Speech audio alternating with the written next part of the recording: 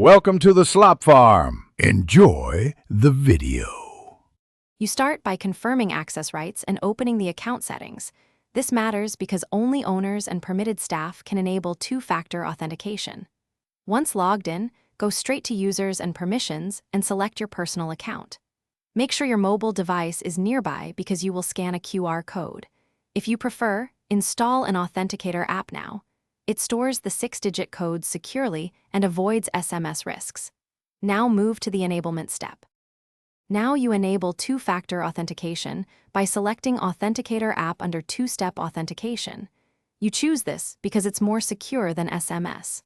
Once you click Manage, scan the QR code shown on screen with your Authenticator app or type the secret key manually if needed.